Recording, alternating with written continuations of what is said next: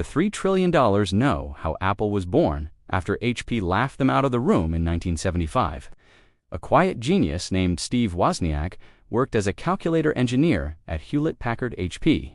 He wasn't just clocking in for a paycheck. Wozniak was deeply loyal. HP had given him his first big break.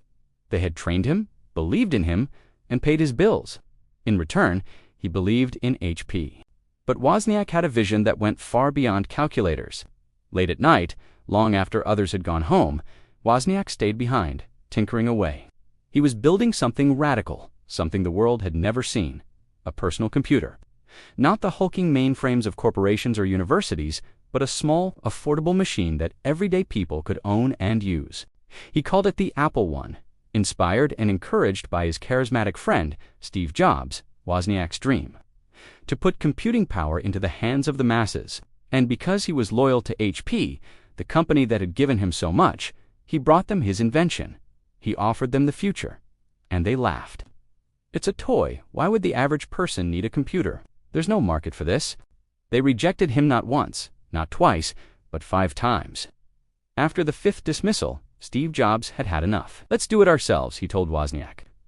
That simple sentence marked the birth of Appleland, the moment HP let the future slip through its fingers. Wozniak resigned from HP, and with Jobs, he got to work. At that time, computers were massive, expensive, and intimidating. They filled entire rooms and cost tens of thousands of dollars. Only trained experts could operate them. Regular people couldn't dream of owning one, but Wozniak dreamed anyway.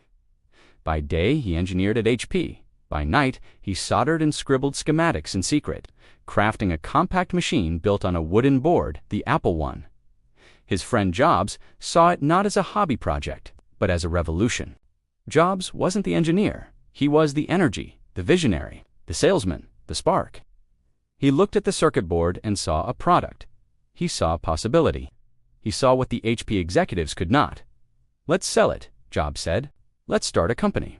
Let's call it Apple. Why Apple? Jobs had spent time on a fruit farm and liked the name. It sounded fun, spirited, and not intimidating. It was simple, approachable, human. So they sold what little they had. Wozniak sold his prized calculator. Jobs sold his Volkswagen van. Together, they scraped together $1,300 and set up shop in the Jobs family garage. There, they built the first 50 Apple I computers by hand.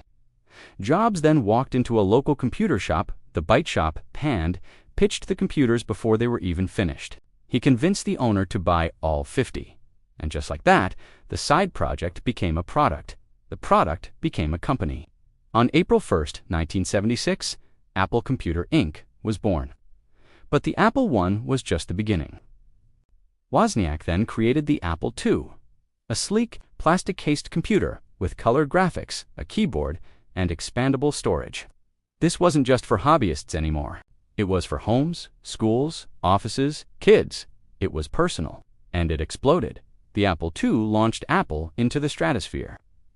By 1980, just 4 years after building machines in a garage, Apple went public with a valuation of $1.2 billion. Meanwhile, HP, the company that rejected Wozniak 5 times, was still focused on calculators and peripherals. They didn't just miss out on a product. They missed out on the personal computer revolution. They missed a $1 trillion wave that reshaped the planet.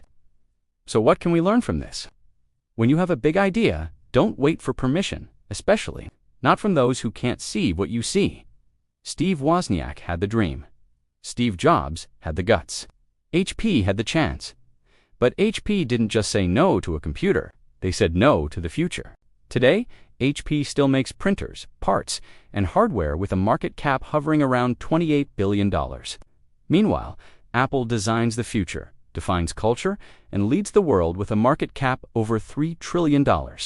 All because 2 friends believed in themselves and didn't beg for approval. Key lessons from the garage. Don't ask the blind for vision. A no doesn't always mean bad. It might just mean too early. True visionaries don't wait. They build. Rejection can be redirection to something bigger. Never underestimate a garage, a dream, and 2 friends with conviction. Right now, someone, somewhere, is being told no.